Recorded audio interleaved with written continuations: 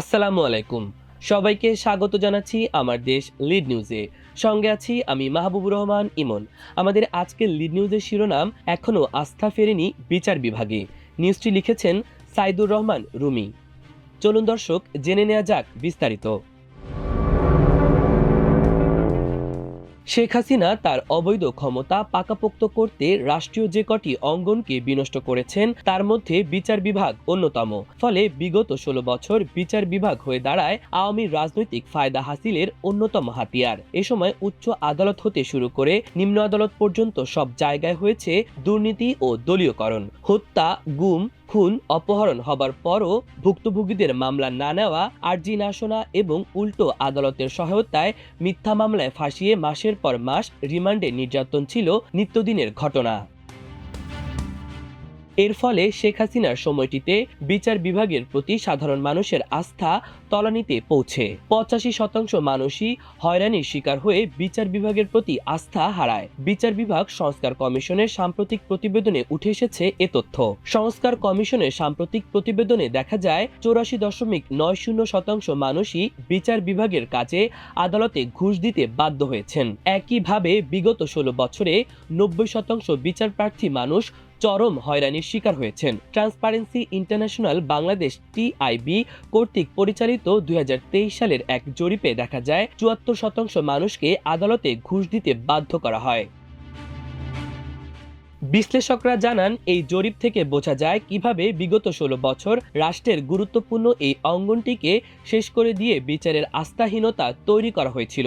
এ সময় বিচার পাবার মানুষের ন্যায়সঙ্গত অধিকারকে দুঃস্বপ্নে পরিণত করা হয়েছিল। উক্ত জরিপগুলো বিশ্লেষণ করে বিচার বিভাগ সংস্কার কমিশন জানায়, যারা আদালতে ঘুষ গ্রহণ করেছে শুধু তাদের দায়ী করলেই চলবে না, যারা ঘুষ দিয়ে অবৈধ নানা সুবিধা বাগিয়ে নিয়েছিল তাদেরও আইনের আওতায় আনতে হবে। বলা হয়, বিচার ও আইন শৃঙ্খলা বাহিনীকে দুর্নীতিমুক্ত করতে হলে বিচারকদের স্বচ্ছতা, দলীয়করণ বন্ধ, জবাবদিহিতা নিশ্চিতের পাশাপাশি বিচার প্রক্রিয়ার সঙ্গে জড়িত সব পক্ষকে জবাবদিহিতা ও রাজনৈতিক প্রভাবমুক্ত করতে হবে।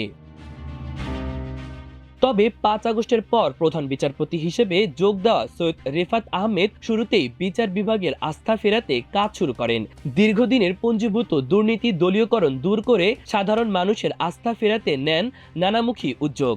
বিশিষ্ট কূটনীতিক মারুফ জামানকে রাজধানীর বিমানবন্দর এলাকা থেকে ২০১৭ সালের ৪ ডিসেম্বর প্রকাশ্যে অপহরণ করা হয়। থানায় যোগাযোগ করেও দিনের পর দিন তার কোনো হদিস না পেয়ে তার পরিবার উচ্চ আদালতে রিট আবেদন করতে যান। কিন্তু সে সময় ফ্যাসিস্ট হাসিনার ভয়ে উচ্চ আদালতের কোনো আইনজীবী তার পক্ষে রিট করতে রাজি হয়নি। আমার দেশকে কূটনীতিক মারুফ জামান বিষয়টি নিশ্চিত করে বলেন, আমার মেয়ে তখন দেশ বরেণ্য অনেক আইনজীবীর সঙ্গে যোগাযোগ করলেও তারা কেউই ভয়ে হাসিনা সরকারের বিরুদ্ধে আদালতে রিট করতে রাজি হননি। ২০১৬ সালের ২৫ জুলাই খুলনা গোয়ালপাড়া পাওয়ার হাউস এলাকায় নিজ পাড়ার সামনে থেকে বিশ্ববিদ্যালয় পড়ুয়া তরতাজা যুবক মোস্তাফিজুর রহমান সিফাতকে ছদ্মবেশী র‍্যাব সদস্য দিবালোকে উঠিয়ে নিয়ে যায়। ১৭ দিন গুম করার পর কথিত জঙ্গি সাজিয়ে সিফাতকে ৪৩ দিন রিমান্ডে নিয়ে চালানো হয় অমানসিক নির্যাতন। এক পর্যায়ে রিমান্ডে আইন শৃঙ্খলা বাহিনী নির্যাতন সহ্য করতে না পেরে ২৪ ডিসেম্বর ২০১৬-তে সিফাত কেরানীগঞ্জের কারাগারের কোনো চিকিৎসা ছাড়াই মারা যায়। সিফাতকে আটকের পর র‍্যাব সদস্য বিভিন্ন সময় তার পরিবারকে হুমকি দিয়ে ১৫ লাখ টাকাও আদায় করে। সিফাতের নির্মম এ হত্যার তদন্ত ও বিচারের দাবিতে তার পরিবার গত মাসে আন্তর্জাতিক অপরাধ ট্রাইব্যুনালে অভিযোগ দায়ের করেছেন। এরকম বহু অভিযোগ প্রতিদিনই ট্রাইব্যুনাল ও বিভিন্ন সংস্থাগুলোতে এখনো আসছে। মানবাধিকার কর্মীরা জানান, আওয়ামী লীগ ক্ষমতায় আসার পর থেকেই রাজনৈতিক প্রতিপক্ষকে ভয়ভীতি ও দমনের হাতিয়ার হিসেবে ক্রসফায়ার বা বন্দুকযুদ্ধের নাটক মঞ্চায়িত করতে শুরু করে। প্রথম দিকে লিস্টে কিছু কথিত সন্ত্রাসীর নাম থাকলেও সময়ের সঙ্গে সঙ্গে বিরোধী রাজনৈতিক নেতাকর্মী, ব্যবসায়ী, নামাজি যুবক, সোশ্যাল মিডিয়া অ্যাক্টিভিস্ট ও হক্কানি আলেমদের ধরে ধরে গুম এবং ক্রসফায়ারে হত্যা করা হয়।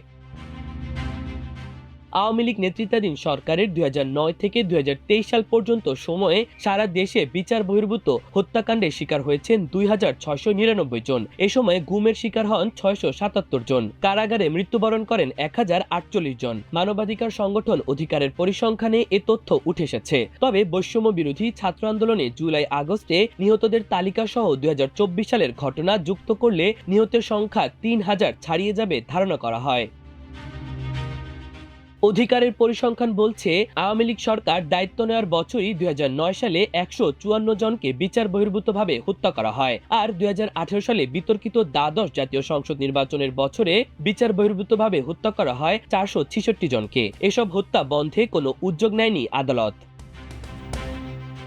এ বিষয়ে বিচার বিভাগ সংস্কার কমিশনের সদস্য এবং ঢাকা বিশ্ববিদ্যালয়ের আইন বিভাগের সহযোগী অধ্যাপক কাজী মাহফুজুল হক সুপন বলেন, বিচার বিভাগকে রাজনীতিকরণ শেখ হাসিনার ঘৃণ্য কাজগুলোর একটি। এর মাধ্যমে শেখ পরিবার সারা দেশের সবকিছুর নিয়ন্ত্রক হয়ে উঠেছিল, ফলে বিচার প্রার্থী সাধারণ মানুষ ন্যায় বিচার থেকে বঞ্চিত ছিল। বিচার বিভাগকে নিয়ন্ত্রণের পাশাপাশি শেখ হাসিনা প্রশাসন এবং পুলিশ বিভাগকেও দলীয় বাহিনীতে পরিণত করেছিল। তাই আমরা বিচার বিভাগ সংস্কার কমিশনের রিপোর্টে সম্পূর্ণ আলাদা একটি রাজনৈতিক হস্তক্ষেপমুক্ত তদন্ত কমিশনের সুপারিশ করছি, যাতে সাধারণ মানুষ হয়রানিমুক্ত ন্যায় বিচার পায়। সুপ্রিম কোর্টের সিনিয়র আইনজীবী ও সংবিধান সংরক্ষণ কমিটির অন্যতম সদস্য সৈয়দ মামুন মাহবুব বলেন, শেখ হাসিনার বিগত 16 বছরে বিচার বিভাগের প্রতি মানুষের আস্থাহীনতা চরমে পৌঁছেছিল। এ সময় আদালত, পুলিশ এবং প্রশাসনকে কাজে লাগিয়ে গোটা দেশে ত্রাসের রাজত্ব কায়েম করা হয়েছিল। তবে এটি ঠিক যে বিগত সময়ে কোনো বিচারকও ব্যক্তিগত স্বার্থের জন্য স্বাধীন বিচার বিভাগ চাননি এবং এগুলোর সহযোগী হয়েছিলেন। এজন্য অবসরপ্রাপ্ত বিচারপতিদের বিভিন্ন পদে নিয়োগ বন্ধ করতে হবে। প্রয়োজনে তাদের অবসরকালীন সময়ে সুযোগ সুবিধা বাড়িয়ে দেওয়া যেতে পারে। আর বিচারপতিদের স্মরণ রাখা উচিত যে এটি কোনো চাকরি নয়, এটি সাংবিধানিক পদ। তাদের এই অনুভূতি না আসা পর্যন্ত স্বাধীন বিচার বিভাগ কল্পনা করা কঠিন। সার্বিক বিষয়ে সুপ্রিম কোর্টের মুখপাত্র ও স্পেশাল অফিসার মোহাম্মদ মোয়াজ্জেম হোসেন বলেন, বর্তমান প্রধান বিচারপতি ডক্টর সৈয়দ রেফাত আহমেদ দেশের এই ক্লান্তিলগ্নে একটি স্বচ্ছ, স্বাধীন ও জবাবদিহিমূলক বিচার বিভাগ গড়ার প্রত্যয় গত 21 সেপ্টেম্বর সুপ্রিম দেশের বিচারকদের উপস্থিতিতে রোডম্যাপ ঘোষণা করেছেন। বিশেষ করে গত 27 অক্টোবর সুপ্রিম কোর্ট থেকে পৃথক বিচার বিভাগীয় সচিবালয় গঠনক্রান্ত প্রস্তাব আইন, বিচার ও সংসদ বিষয়ক মন্ত্রণালয়ে পাঠানো হয়েছে। ওই প্রস্তাবে সংবিধানের 109 অনুচ্ছেদের উদ্দেশ্য পূরণকল্পে হাইকোর্ট বিভাগ, অধীনস্থ আদালত ও ট্রাইব্যুনালের তত্ত্বাবধান এবং নিয়ন্ত্রণ যথাযথ রূপে পালনের উদ্দেশ্য একটি স্বতন্ত্র সচিবালয় প্রতিষ্ঠার লক্ষ্যে একটি অধ্যাদেশের খসড়া, প্রস্তাবিত সচিবালয়ের অর্গানোগ্রাম এবং সম্ভাব্য সংস্কার সম্পর্কে প্রস্তাব পাঠানো হয়েছে, যার মাধ্যমে দেশের বিচার বিভাগের প্রতি গণমানুষের আস্থা অর্জনের রাজনৈতিক প্রভাবমুক্ত স্বাধীন বিচার বিভাগ প্রতিষ্ঠায় দেশ এগিয়ে যাবে। দর্শক, আজ আমাদের লিড নিউজের আয়োজন এ পর্যন্ত। এতক্ষণ সঙ্গে থাকার জন্য অশেষ কৃতজ্ঞতা। আল্লাহ হাফেজ।